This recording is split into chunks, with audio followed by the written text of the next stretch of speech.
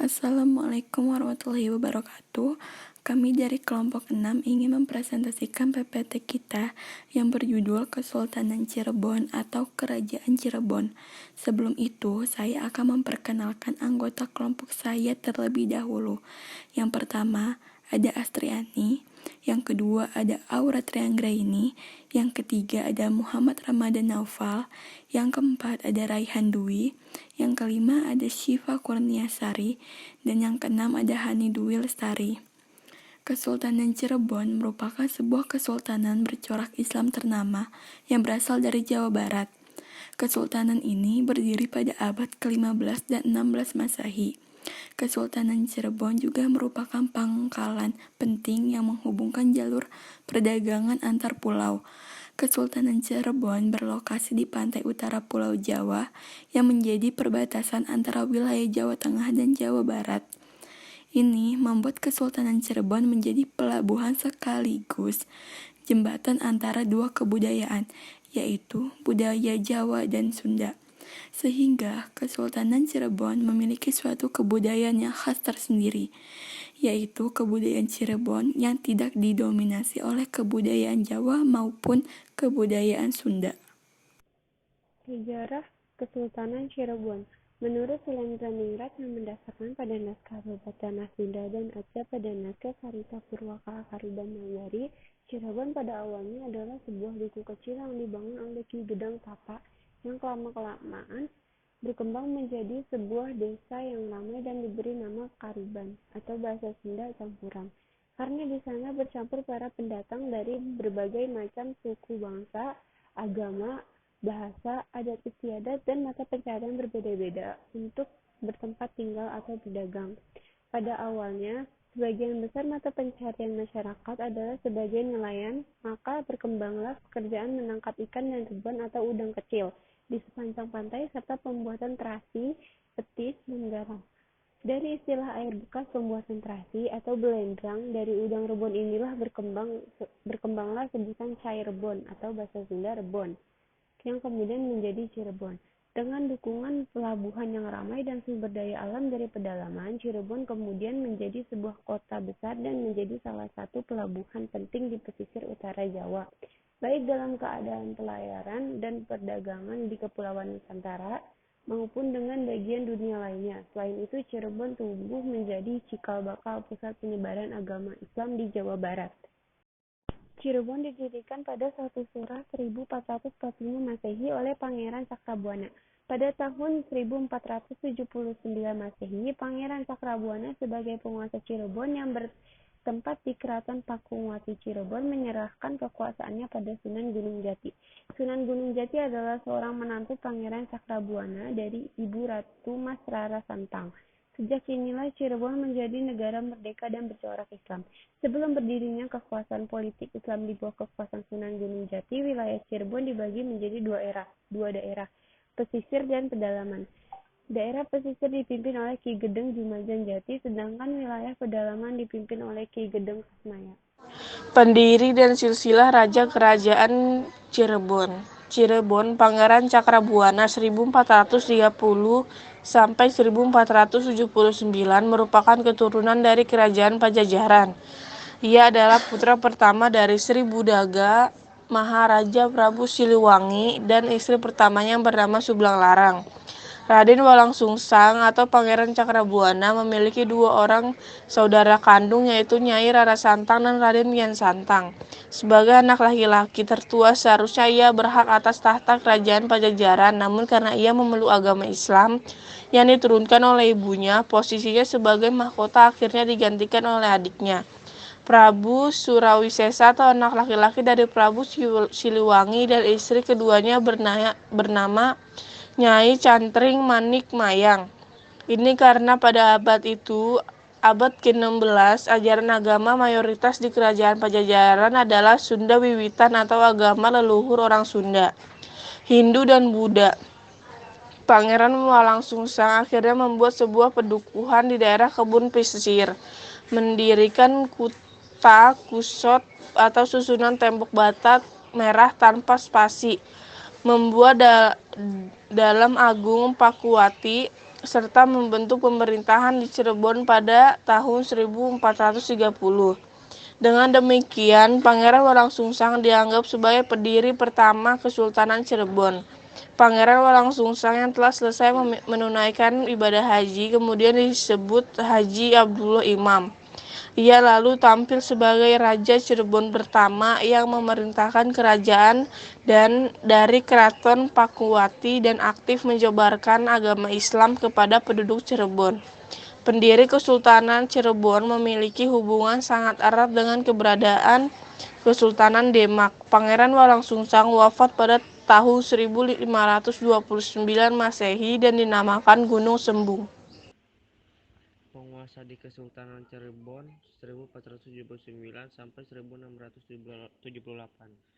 1479 sampai 1495, Kesultanan Cirebon diperintah oleh Syarif Hidayatullah. Beliau merupakan Sultan Cirebon, penguasa kedua Cirebon setelah P. Cakrabuana. Pada masa ini juga Pajajaran ditaklukkan dan kemudian wilayahnya dibagi ke dalam 4 bagian, yaitu 1. Pajajaran Barat, 2. Pajajaran Tengah, 3. Pajajaran Timur, dan Jayakarta. 1495 sampai 1555, Kesultanan Cirebon diperintah oleh Pangeran Pasarian, namun beliau wafat sebelum dinobatkan. Kemudian berlanjut diperintah oleh Pangeran Dipati Anom Charbon. 1.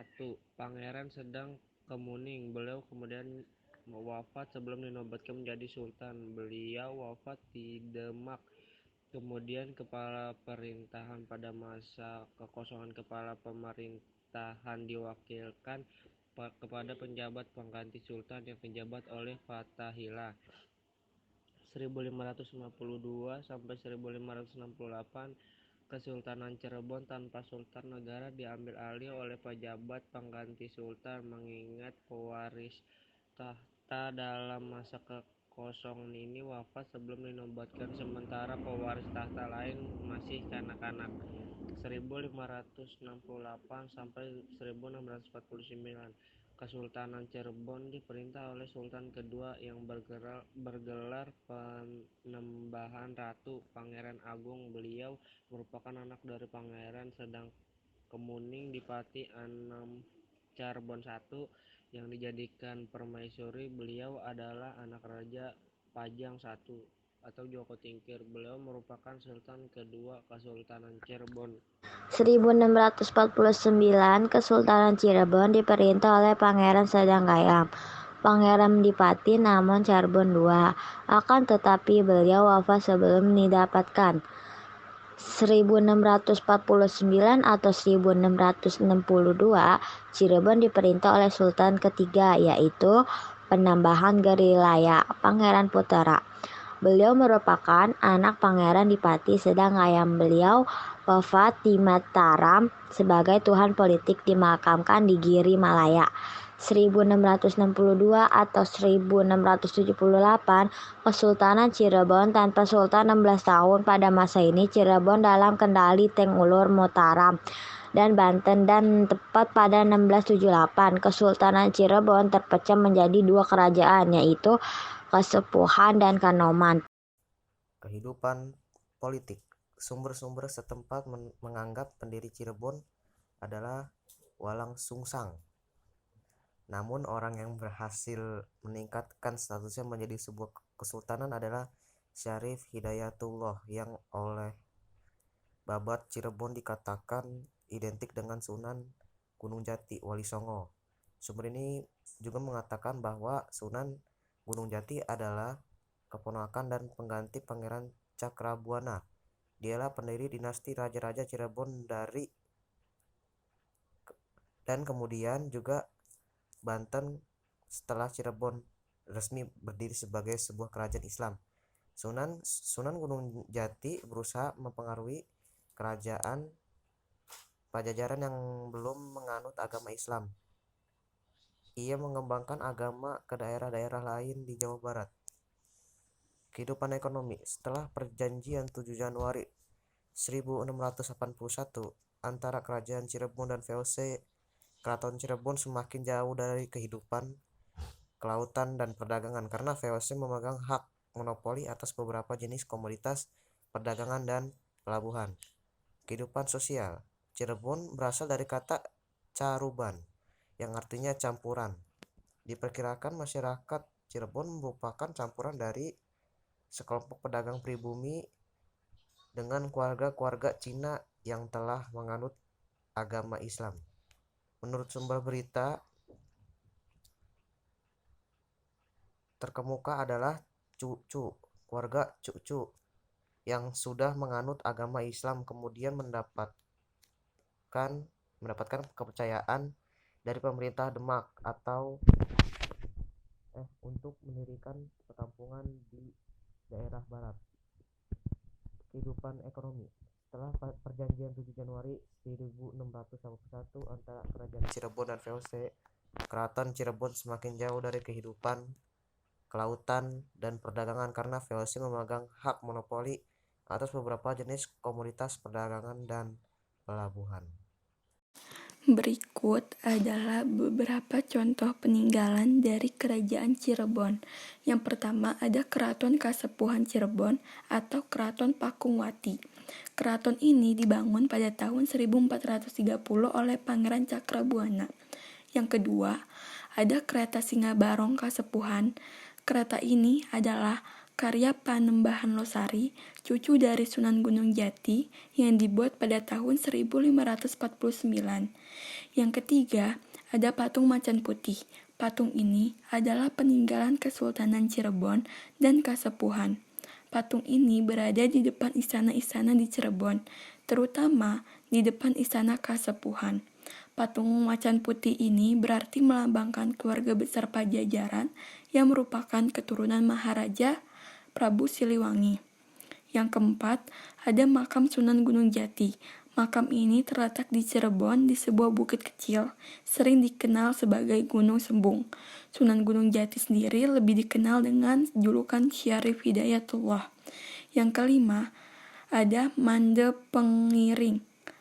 Ini adalah bangunan di Istana Kasepuhan yang juga dibangun oleh Sunan Gunung Jati. Bangunan ini berfungsi sebagai tempat untuk bersantai atau duduk untuk sultan yang menyertainya. Yang terakhir, ada Masjid Agung Cirebon Sang Cipta Rasa. Masjid ini adalah masjid tertua di Cirebon yang dibangun pada tahun 1840 Masehi. Masjid ini berasal dari kata sang yang berarti keagungan, hak cipta yang berarti dibangun, dan rasa yang berarti digunakan. Oke, sekian dulu presentasi dari kelompok kami. Kurang lebihnya mohon maaf bila ada kesalahan kata. Wabillahi taufiq wal hidayah. Wassalamualaikum warahmatullahi wabarakatuh.